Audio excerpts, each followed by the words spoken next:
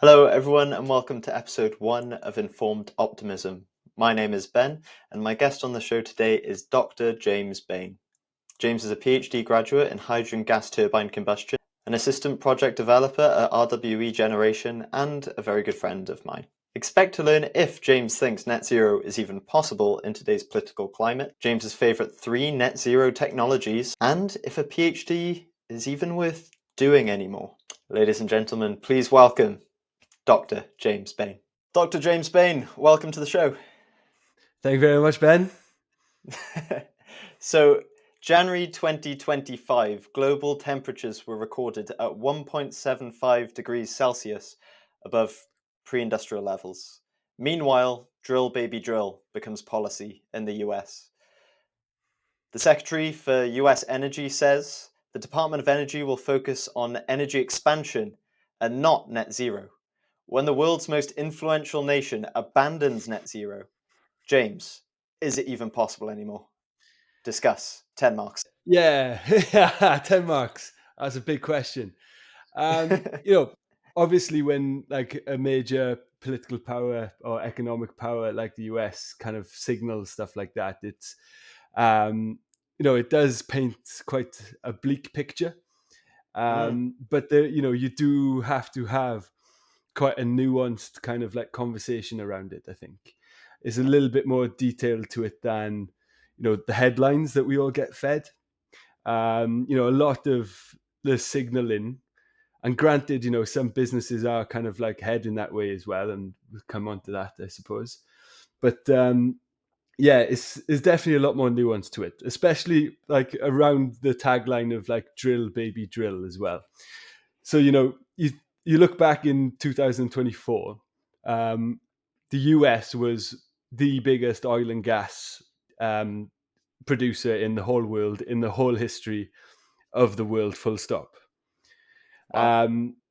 Yeah, so that's not something that was reported about. People think that one of the biggest like fossil fuel powers is China, but US was the greatest producer of oil and gas in 2024. Wow. So Trump saying drill baby drill, that's going to require massive expenditure from oil and gas companies to go and explore, and then to also invest the capital expenditure, the capex, in all of that infrastructure as well. And then, by putting more of that investment in and then having more oil on the market, like economics 101, supply versus demand, you put more supply on the market and the demand is not there, the price drops. So, the idea that it's going to be drill baby drill is not particularly appetizing to the oil and gas companies, because one, they got to spend a lot of money to do it, and then two, they're sinking the price of the commodity that they sell. So they don't necessarily have that kind of interest in going drill baby drill the way that he's kind of promoting it. So there's real big kind of like political drive behind that sort of messaging, when you kind of need to have a little bit of a kind of like a peek behind the curtain as to like what's really happening. There's another point to make as well then. So I'm not sure if you've had a look at like Bloomberg's new energy futures reports and stuff like that. They're well worth having a little bit of a look at, and I encourage anyone to have a look at them. But you've got to consider as well, yeah, okay, policy might not be as supportive of these technologies now Trump is coming to power, but they have benefited from, let's say, 20 years worth of policy support. So in technologies I'm referring to here is like solar and wind, right? So in the new energy, in the Bloomberg NEF report, then, we can, by 2050, we can still achieve a 2.6 degree temperature increase. So, it is an increase, and it surpasses the target of the Paris Agreement. But it's almost like this is like a bit of a free-for-all, economically driven policy. You can still only limit it to 2.6%, 2.6 degrees C. And the reason being is that, other technologies perform economically better. So there is economic drivers behind a lot of this that doesn't necessarily have to be informed by policy of today. It's like from the historic policy of things. So it to me it doesn't feel quite as cataclysmic as the kind of like the language in the headlines kind of suggests. Mm. Granted, it's not necessarily positive, and it's not the direction we want to go, and I'm not supporting it, personally. But it's like I said at the front end of this answer, it does kind of like require a bit more of a nuanced understanding Mm. of the field of play. Interesting. So we know that sometimes the UK and maybe some other European countries and Western countries can be downstream of US policy. Do you see the UK in particular and other Western countries following suit with such ideas, even if it isn't perhaps the most economically beneficial, as you said, to oil and gas industries? Well, it's a really interesting point to make, especially now. And I know Mm. we're talking energy right now, but we kind of Mm. can't really talk about it without talking about geopolitics. Mm. And we're seeing like kind of bit of a schism kind of starting between Europe and US in how they decide to deal with Ukraine. Mm. So there's no reason to think that that kind of schism won't happen in the direction of the energy transition and energy in general. Mm. Um, the other the other point then is we've already set our own climate agenda and climate goals and stuff like that, and I think the political will in the UK and Europe to kind of move away and go against that is not in line with public interest. Mm. Granted, there probably is now a little bit more kind of like friction regards to, well, I'm more concerned about the cost of power than where the power is coming from, or and those sort of arguments. Yes, there's a little bit more of that undercurrent, but I do think like the general population of the UK and Europe still see it as an existential threat. Mm. So I don't see there's necessarily the political will for these countries, UK, Europe, to kind of move away from the climate goals in terms of policy. Where we might see an influence, though, we've got to kind of like take a step outside of politics to kind of talk about this one. Then is business. So Mm. you know, and the example I'm going to bring up has been one that is like I've had the headline come up on my phone so many times over the last week or two, and it's BP divesting from their renewable ambitions and having a Mm. strong rewrite of their um, of their strategy moving forward. So I think that's where you'll see the influence. I don't think you necessarily see it on the political landscape, but you may see it in kind of like the historic legacy companies moving away from their kind of potentially greenwashed ideas. Mm. But what I do see that present itself is that there's a potential for disruptors to come into that market. And if that space is not being taken up by big oil and gas conglomerates and the such, then it offers opportunity for newer companies that, because they don't have so much invested in their assets, so much in stakeholder um, satisfaction to kind of require the same value, they have a Mm. greater degree of flexibility to kind of come Mm. in and be a disruptor Mm. in the energy industry. Brilliant. Yeah, so there's huge potential upside even in the silver lining of the massive grey cloud of divesting these huge renewable ambitions. So let's look at the energy trilemma for a second. For those listeners who don't know the energy trilemma, it's uh, kind of the transient priority and trade-off between cost, security of supply, and environmental sustainability. So what we've kind of covered so far is cost, obviously business being very interested in cost of energy, and the consumer as well being very interested in cost of energy. But then you've also got environmental sustainability, so with these net zero ambitions. But we haven't really touched on security of supply. So how do you think that kind of plays into all of these discussions? Yeah, it's a really tough one. You look back to, I think it was like 2019. It was a white paper produced by it was been Bays at the time instead of Desnes, the I forget, Business and Energy and Industrial Strategy Department of the Mm. UK Gov. The part in line in that was the energy trilemma was over.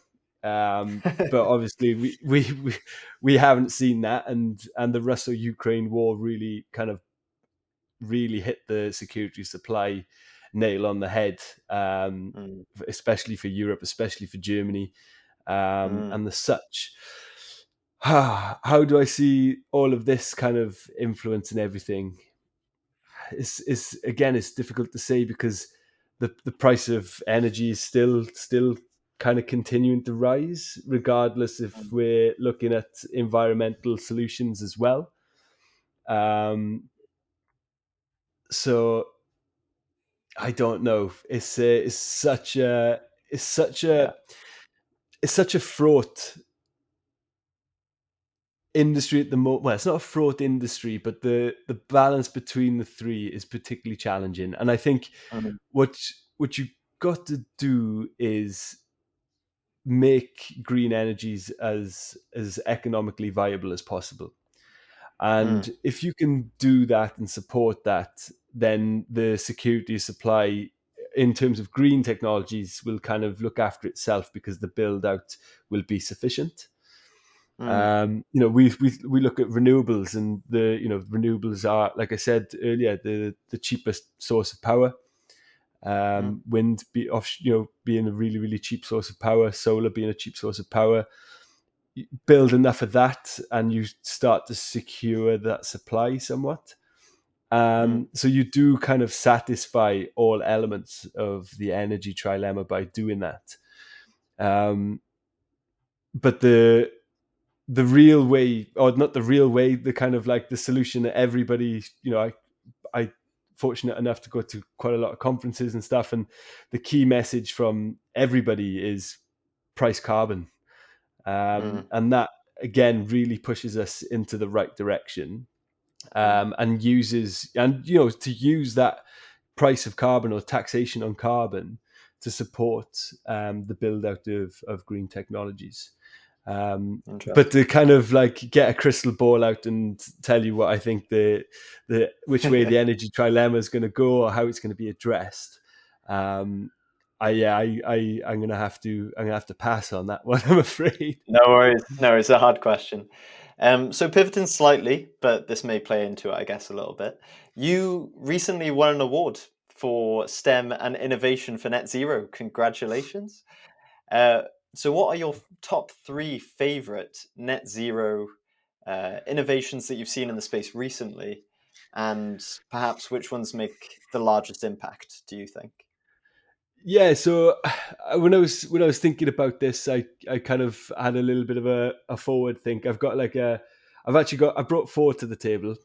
One of them is a very like blue sky one, and one that's not in it's nowhere near commerciality as far as I'm aware, but it's Mm. interesting nonetheless. Um, for me, considering my background in hydrogen gas turbines and stuff like that, one of the real key technologies I see, especially as we transition, right, and we not definitely don't have a sustained and robust hydrogen supply, is the design of fuel flexible hydrogen gas turbine burners that Mm. also operate with very low NOx emissions.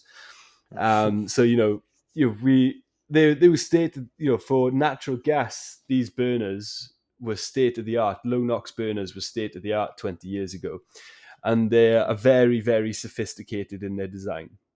Um, Mm.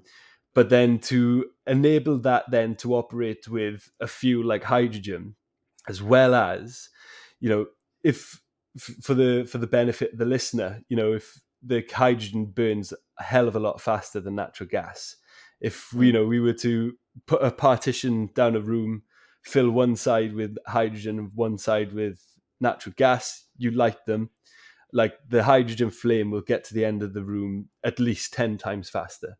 mm, So that's it's a real significant challenge. And then you've got to consider all the kind of the blends of those ratios in between as well. So when I'm talking about blends, I'm talking about the mixture of hydrogen and natural gas.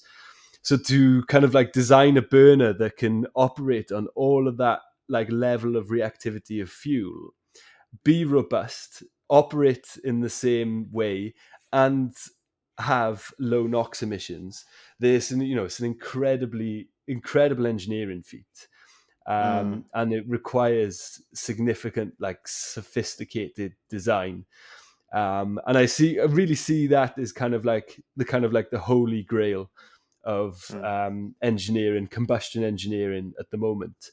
mm, We've seen some signaling from General Electric, GE, mm, that their B and E class gas turbines are going to be commercially available as fuel flexible by the end of 25, start of 26. And that's new machines and retrofits. And then hopefully then we can see that happen in the higher class of gas turbines as well then. So that's kind of like the one technology that I see is really, really promising, and some mm, significant innovation going on in that space. mm. I also think direct air capture of CO2 Yeah, is also a really, really important technology that we're going to have to deploy in moving forward, because I know a lot of people hear net zero, but they don't quite appreciate that doesn't mean no emissions. It doesn't mean mm, zero emissions. So the bringing in the direct air capture then, really does chomp out those additional greenhouse gases that we really struggle to minimize in hard to abate industries, mm, and especially we're talking very industrially here today, but we also need to consider environmental protection side of things. And the more we industrialize, the kind of we have a greater trade-off with the natural world, and we don't have the same level of CO2 sinks in our ecosystem. So that kind of adds additional pressure or additional need for direct air capture.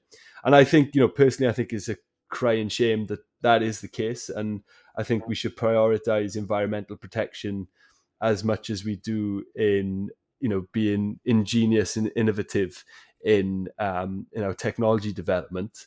But unfortunately, the way that our economic growth and prosperity, in the global north and in the global south, and in developments in the global south as well, economic developments, that's going to require more and more natural resource. So I think direct air capture is going to be another technology is going to be key for us moving forward.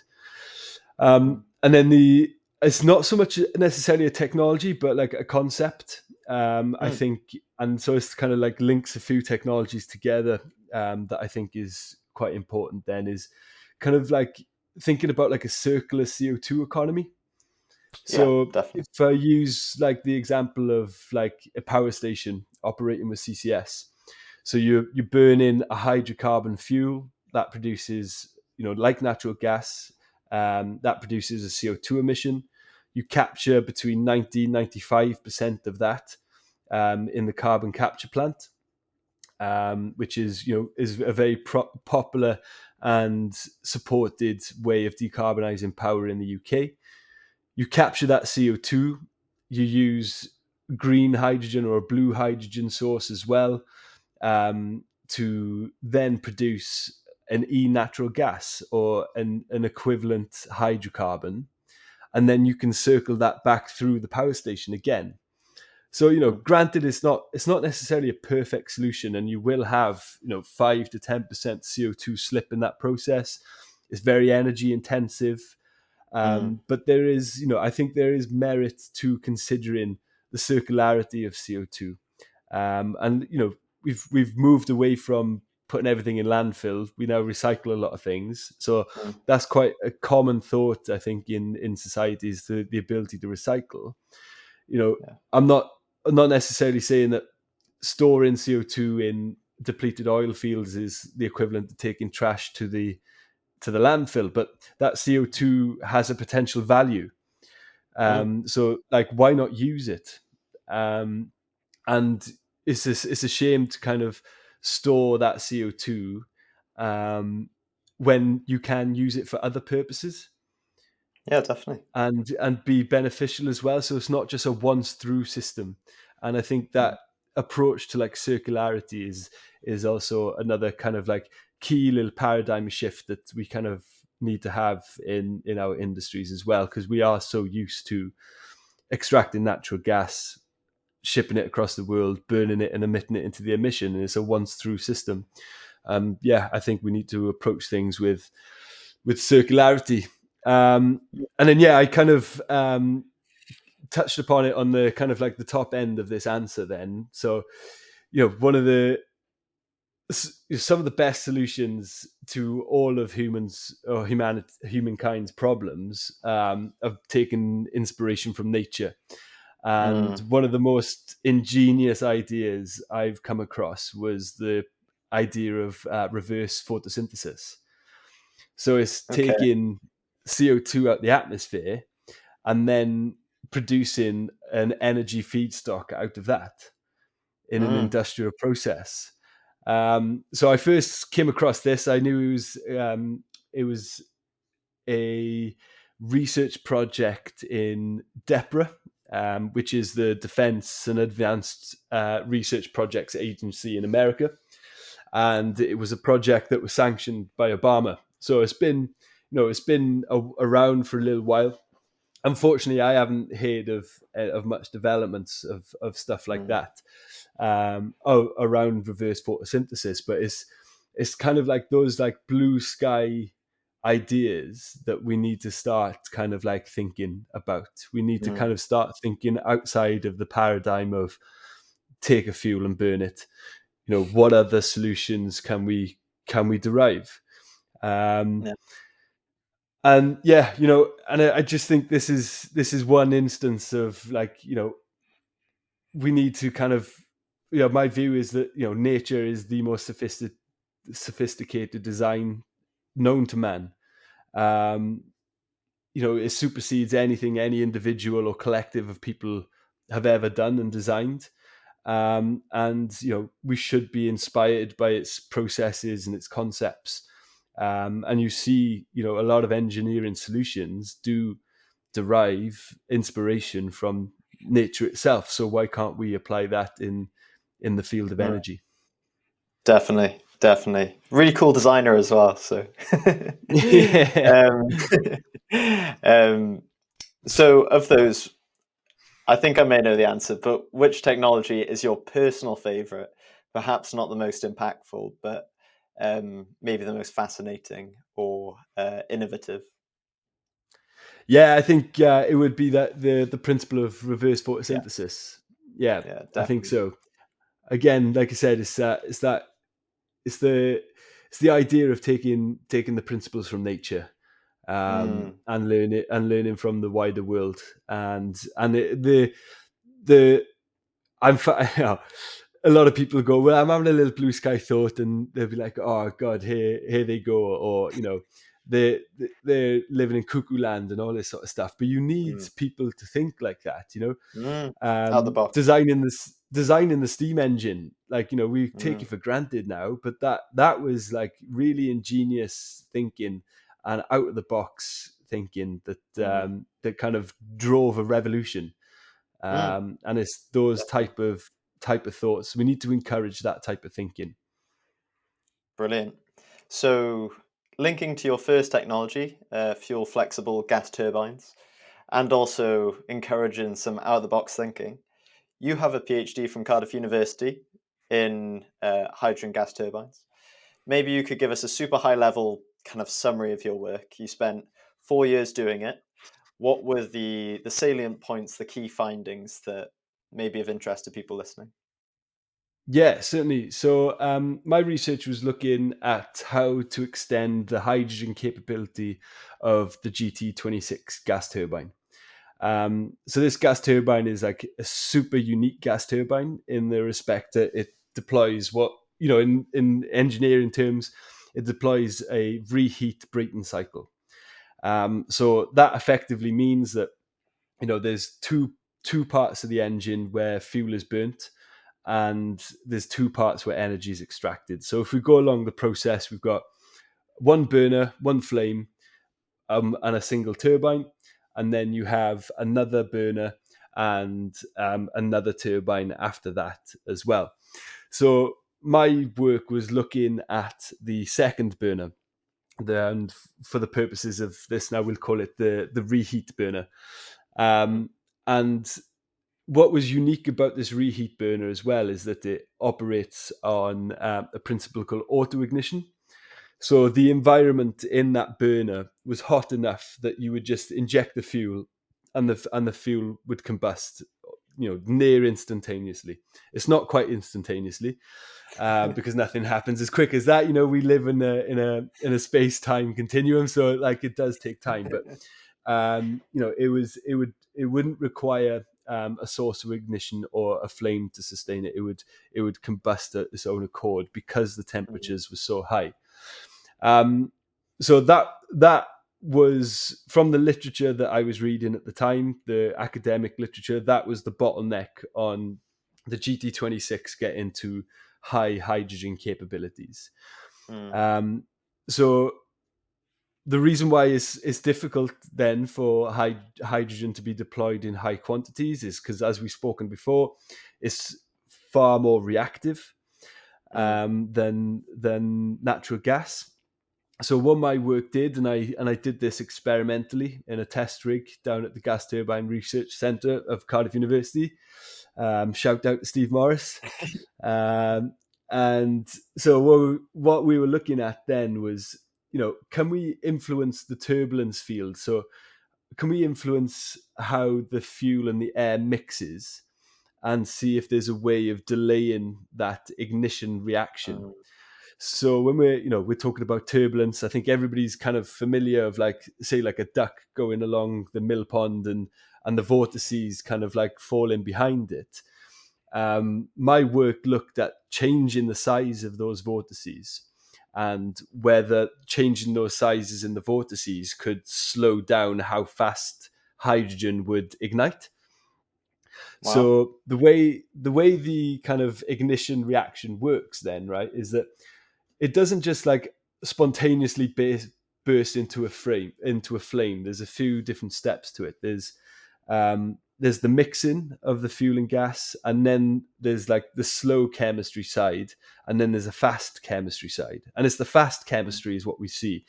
But on the time scales that we're looking at, there is quite a time distance between all that. Mm. But like, to the human experience, it happens very quickly. Um, so what my work showed, and what happens as well, sorry, this is the other pertinent point to make, is that you get ignition kernels. So they're Mm. small little flames that sometimes will propagate into a flame and will sometimes just extinguish. And Interesting. the criteria to to establishing into a flame is that it gets to a critical volume, so it gets to a big enough size to then reaction to take off. Mm. So what my work showed is that the smaller the turbulence, the smaller the little vortex was, it stopped these ignition kernels from actually developing into that critical size, into that critical volume. So the small little kernels would break them up. The small little vortices would break it up to stop that flame reaction from happening, or at least inhibit it long enough. Mm. Um, so yeah, Interesting. sorry if that was a bit of like a around the houses No, explanation, that was but brilliant. hopefully, yeah, people could follow. But I kind of wanted to kind of describe the kind of the real scientific outcome of the work, and Mm. hopefully people are able to follow along. Yeah, brilliant. And if anyone wants to get hold of it, have a read, or get your citation score up and reference it in some work that they're doing, where can they find Yeah, it? certainly. So it's on Orca, which is the Cardiff repository for everybody's kind of research produced at Cardiff University. So that's everybody's papers and everybody's thesis. Oh my god, I don't know which way to I say don't that. know. But you Theses. can get theses, theses. I'm not sure what Who it is. knows? But yeah, you can. It's on Orca. So the Cool. website is like orca.cf.ac.uk. And then if you just search James Bain and hydrogen, hopefully it'll be somewhere near the top. Um, Yeah. but if I recall correctly, the title is The Impact of Hydrogen on Gas Turbine Power Generation Resilience. So search Amazing. that title on Orca and you should be able to find it. Yeah, brilliant. You've got a more unique name than me. There's about 1 million Ben Whites in this world. So, um, okay, so just some quick fire one word answers, and then if there's anything you want to delve into after, feel free. But in one word, why did you want to do a PhD?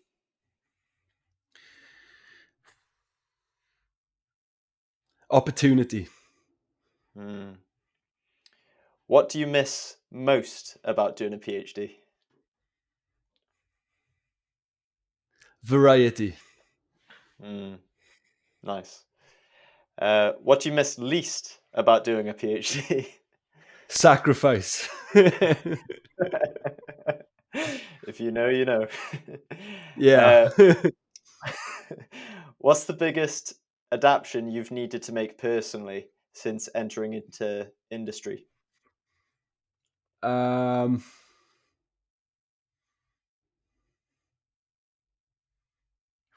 Meetings. Fair. Yeah. I get that. No, it's a different experience. You know, you in PhD you kind of work in a silo. Yeah, You you know, have your own kind of lane. yeah, Yeah. certainly. You know, you'd have a meeting once a fortnight with your supervisors, and you know, it'd be like, "How's it going?" Yeah, terrible. And they like, keep going, and that's about and that's kind of Pat on the about back. it. Yeah. But like now I spend a lot more time in meetings. Mm, mm, Which means I don't get to necessarily get into the same depth of work. mm, yeah. Well, you've got to manage your time a lot more to be able Mm, to get into that depth yeah. of work. But like the opportunity to do deep work in the PhD was prevalent. Yeah. Yeah. It's really, I enjoy doing that as well. So it's definitely going to be an adaptation, but something I'm looking forward to as well because we both love people, don't we? So, uh, Yeah, what certainly. what advice would you give to me personally? I'm going to be selfish here and ask you a question just for me. But if there's anyone listening, this could be for you as well. What advice would you give to me in my last 6 months now that, because I've only got 6 months left of my PhD, Yeah. and specifically in my write up, what advice? And you can have more than one word on this. Yeah, definitely just like start writing as much as possible. Mm, It's quite easy to delay things and think, oh, I've mm, only got half an hour, maybe I don't know, I'll do something else instead. But that all those little half an hours compound. mm, And mm, even if you put off half an hour a week for a year, what's that? 30 mm. hours. That's Wow. half a week's work when you're writing, or maybe a third Mm, of your time writing when you go towards the end. So yeah. yeah, I definitely encourage you just to get as much down as early as possible. Um, Yeah.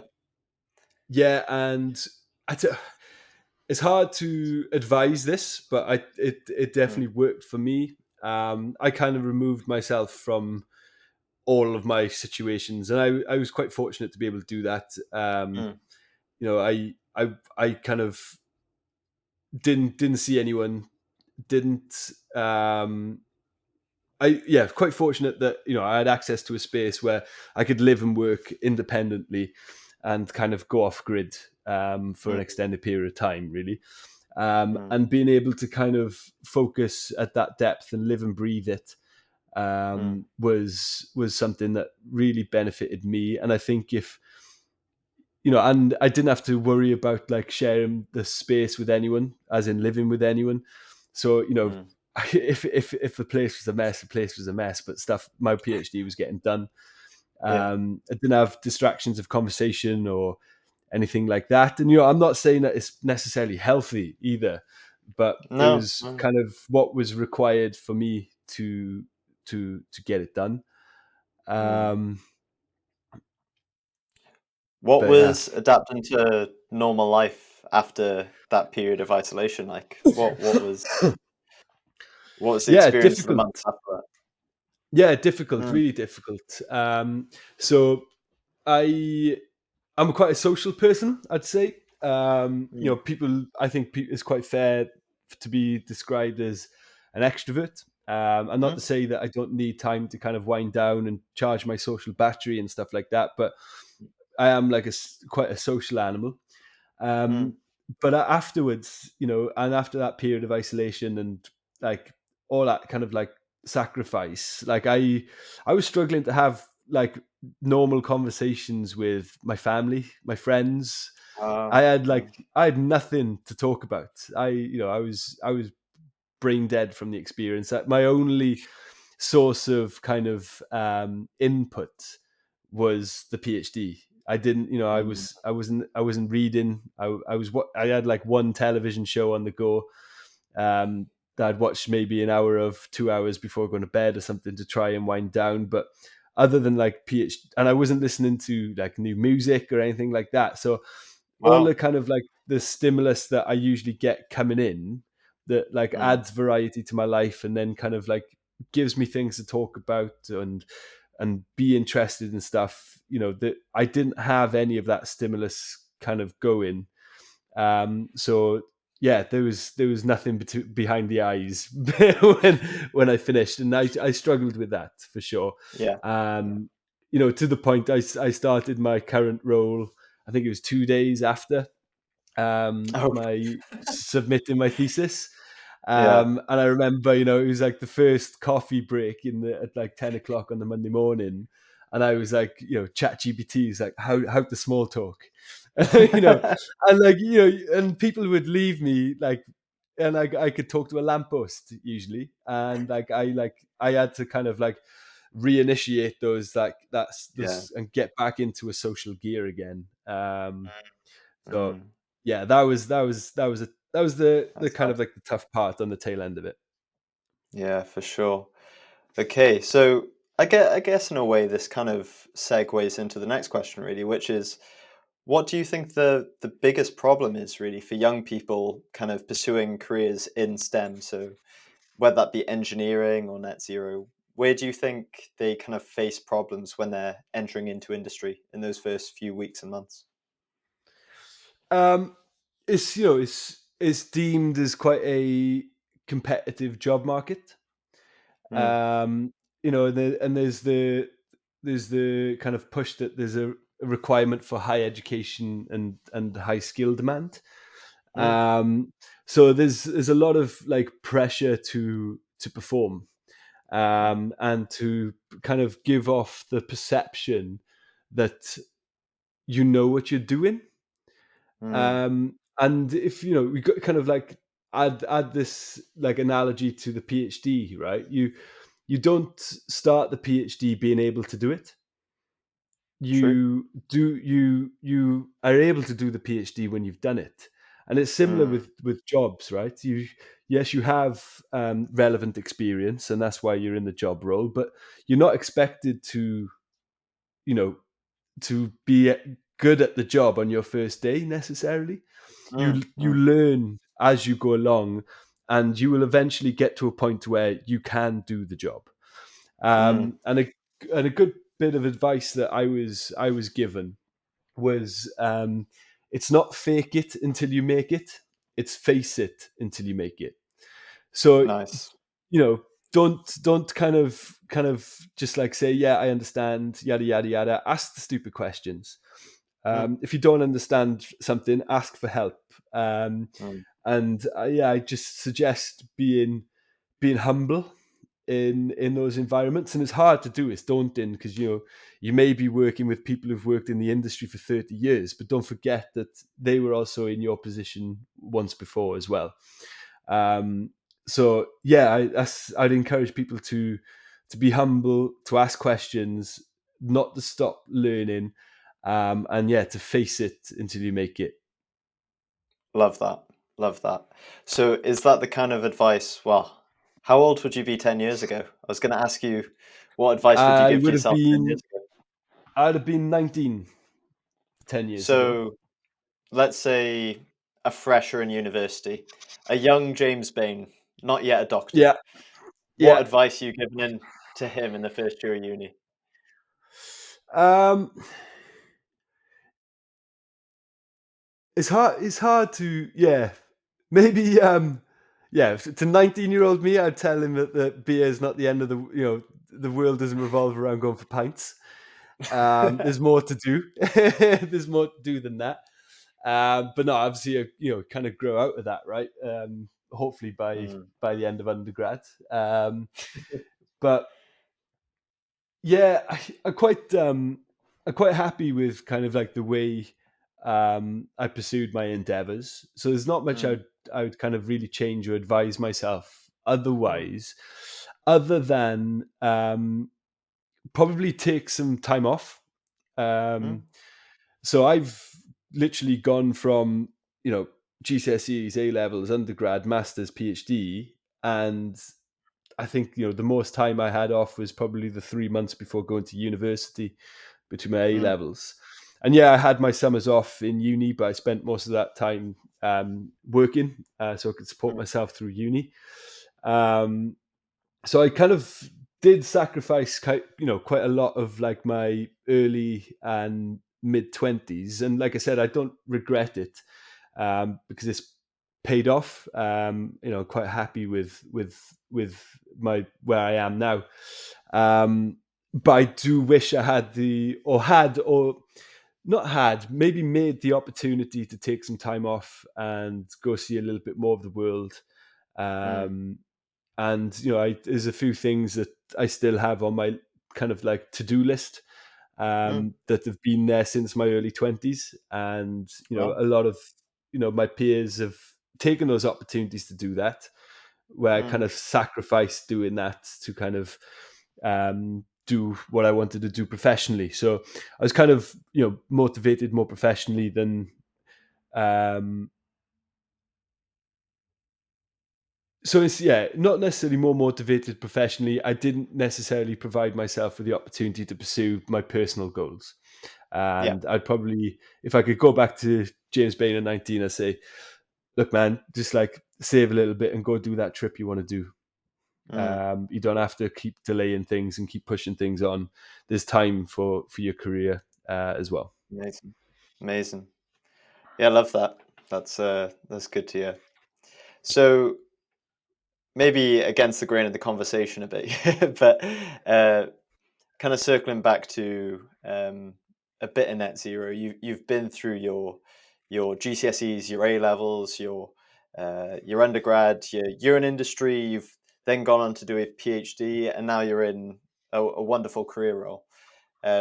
And now you're faced with this massive um, monster of net zero in front of you in terms of you've got to Mm. slay that dragon. Um, but we hear about this topic of green growth in Wales. Um, we spoke earlier about the US, they're prioritizing the cost and economic growth over net zero ambitions. Um, so the question begs the question, do you think green growth is possible? So do you think the economy can grow uh, in turn with the carbon intensity of the grid coming down and industrial emissions coming down at the same time? Uh, Short answer, yes, I do. Mm, Definitely. And I also, yeah, kind of see it as, like you say, is a behemoth. But I kind of mm, see it as like my like life's work. mm, And it's not, and I think that's quite common for a lot of people in this space in our generation. Um, mm, and yeah, and like to kind of like flesh out that answer of yes, I do think it's possible. I think what it necessitates is radical market design, and mm, again to impose a serious cost on carbon. mm, But that market design is a significant challenge, especially in the kind of like the current neoliberal society that we live in, where market interventions are viewed quite unfavorably. mm, You know, so, but my belief is right, and this comes back to the fact that I think that a lot of people in our generation, and I'm including you in this. I know I've had a couple of more trips around the sun, but I'm including myself in your generation here, Ben. My belief is that these changes will be incurred generationally, mm, and whilst this is a generalization, I think we as a younger generation, have had climate change as an existential threat to our existence, mm, or that's certainly what we've been taught. It's mm, what children in primary school now, are taught about climate change. So they're yeah, going to be brought up with that as quite a focal point in the zeitgeist. So I hold the belief that once our generation are kind of in positions of power that are typically mm, held by people later in their careers, we will then make the right decisions, though, inverted commas, the right decisions, when we get into those positions. And, that's going to be informed by our upbringing and education. mm, And there'll be, what I also believe as well is that there'll be like a critical mass of people with that outlook as well. So those kind mm, of like, I started the answer by saying it takes radical market interventions, but those views are not going to be quite as radical because it'll be more of a common view. So mm, those like true. market interventions are not going to be or not feel quite as brave or as courageous as they are perceived today. Mm, yeah, definitely. And it's an interesting topic, isn't it? You're basically saying that it requires radical change, but I guess the radical change that's occurring is the education of the younger generation, in turn prioritizing a net zero future and uh, the stopping of climate change, let's say, to provide for future generations and support future generations. I guess that's the radical change that's occurring. It's actually the belief systems that we're being taught and educated on, which is then driving everything else downstream. Um, Exactly that. there's a there's a quote from Thomas Sowell that I love, which is, "There are no solutions. There are only trade-offs. Everything has an equal and opposite reaction." Mm. If we are to make these radical changes that may not feel as radical when our generation has progressed, what do you believe the trade-offs will be required to achieve a net zero future and solution? Yeah. I know exactly what I want to say, which is um, is effective taxation of the wealthiest in our society. It's a simple answer, and it's it's it's as simple as that. Like the economy, there's money available. There's always money available in the economy for whatever problem there is. It is just how you decide to distribute it, or not even decide how to distribute it. It's how you design the economy for it to be distributed. Okay. Um, and we could go on a right old tangent here, but um, there's in the UK we have significant government debt. The treasury is getting called upon from all directions for all sorts of issues in our society. And whilst especially since COVID, we've seen the richest and the wealthiest in our society increase that wealth. And you know, and it's important to make the point here as well. This is not directed at anybody who has necessarily a high-paying salary role. This is more to do with asset wealthy people.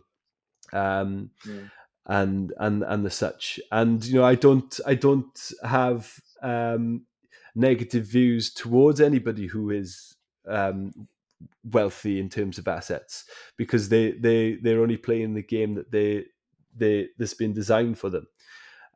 Mm, Um, it effectively comes down to the design of the economy and how that wealth is distributed. And I think that's where we need to hold people in power accountable, mm, to enable that. Because there's a gentleman I work with who is an economist, and yeah. one of the first things he said to me when he was giving me like an economics 101 was, there's money, there's always money, it's just where is it. Yeah, yeah.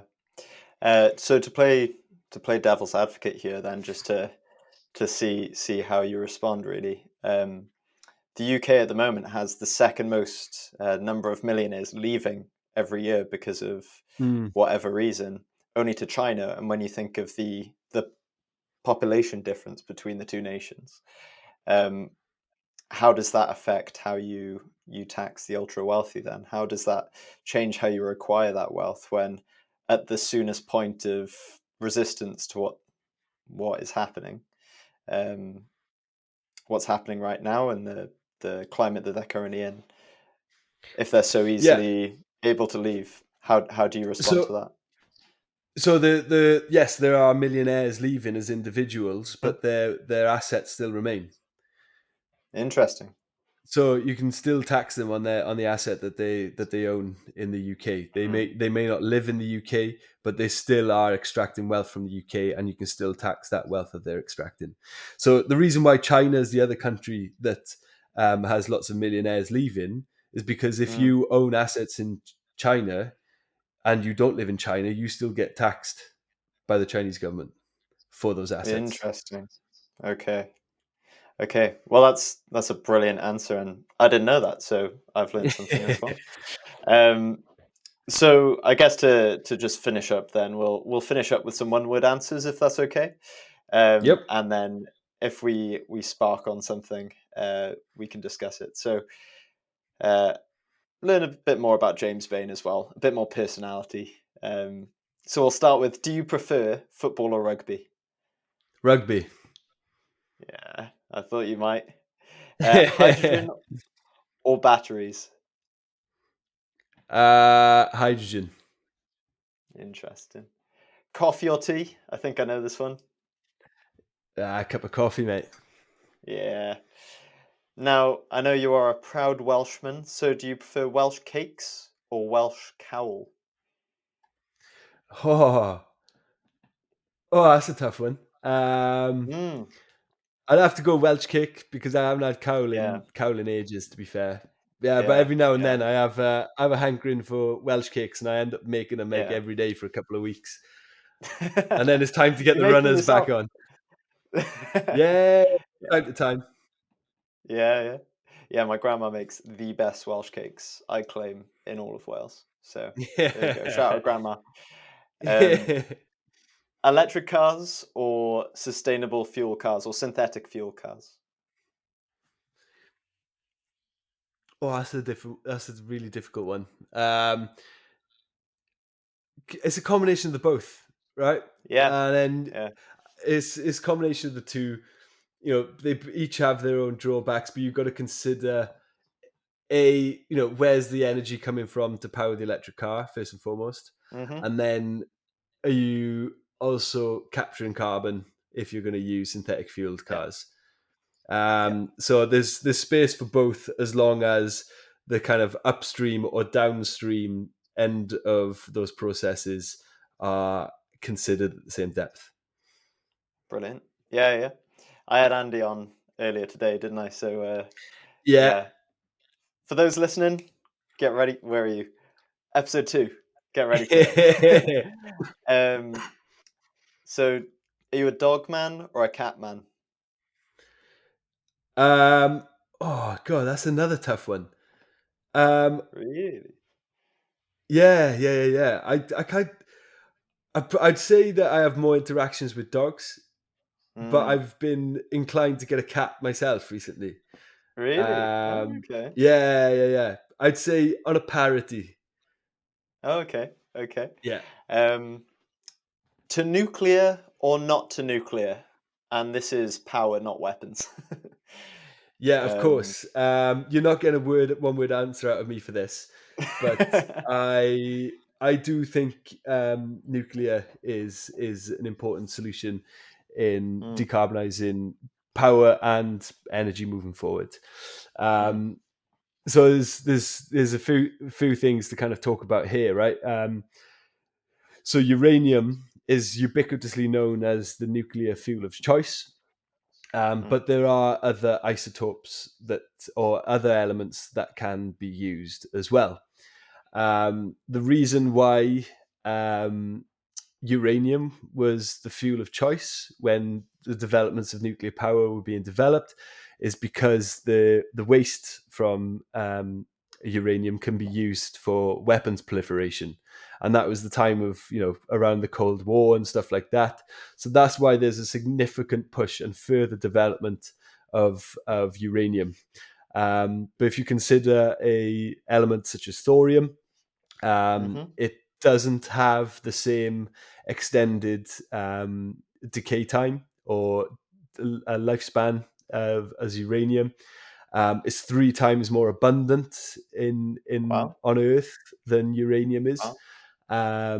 and it can't be used for the proliferation of weapons either. Ideal.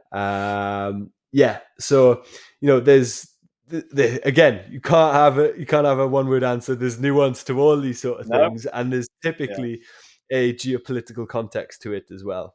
Yeah. And yeah, Yeah. and having long hair, I have to be against nuclear weapons in the first place. So yeah, Got if we can you. get Yeah. clean power and not make weapons, then yeah, I'm Oh, all for it. James Bain's dream. Um, Yeah, and also just to nuclear waste. And I think you may have a discussion for this, but nuclear yeah, waste to the average person who says, "I've heard we can't do nuclear power because of the waste." What do you say to yeah. that? So it's a challenge, right? I guess it's by no means an easy thing to overcome.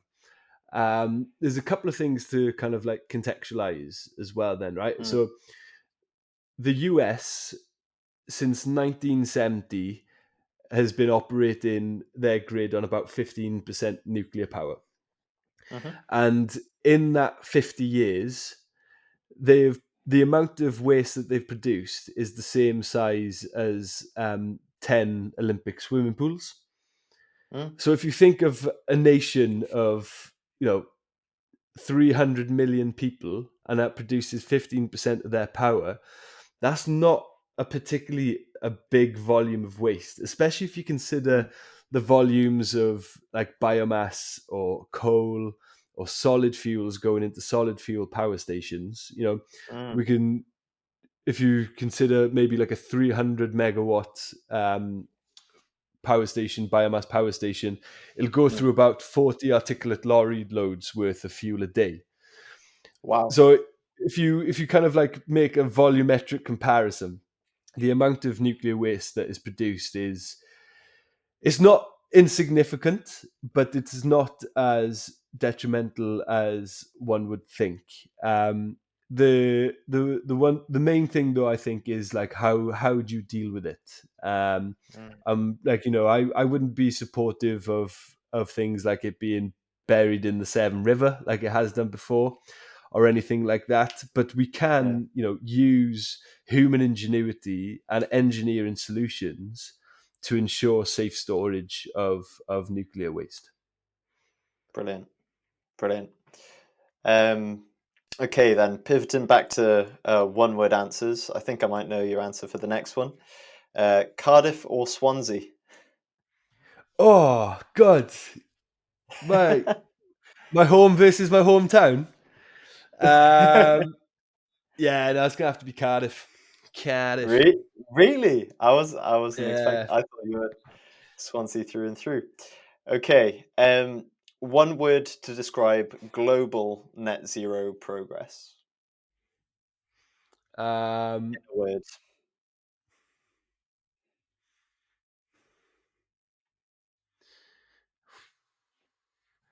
Accelerating. Ooh, I love it. Optimistic. It's what we're Yeah, about. yeah. One word to describe UK or United Kingdom net zero progress.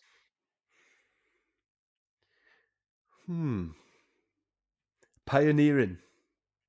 Ooh, very nice.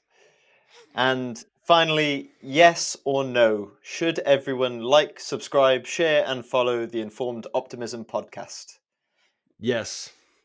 Oh, it's a shameless plug. I love it. Brilliant. Okay, well, thank you so much, James. It's been an absolute pleasure to have you on. I've thoroughly enjoyed this. Where can everyone keep up to date with you, your work, your research, your career? Um, Yeah, well, and thanks very much for having me, Ben, as well. It's an absolute privilege to be invited. And yeah, it's great to see you doing great things as well. This is a great concept for a podcast. And yeah, wish you all the success with it. Yeah, where you can find me on LinkedIn. Shamelessly use my title as Dr. James Bain on LinkedIn. I'll be If doing you the same. see, yeah, if you see a man with his hair tied back and a mustache, that's the right one. Nice, nice. Yeah, and yeah, I'm sure any listening will have found these insights today absolutely brilliant. I know I've learned a lot as well. So thank you so much, James. I'll speak to you soon. And yeah, I'll see everyone else on the next episode of Informed Optimism. All right, see you guys next time. Bye bye. Bye, James. Cheers, Ben. All the best.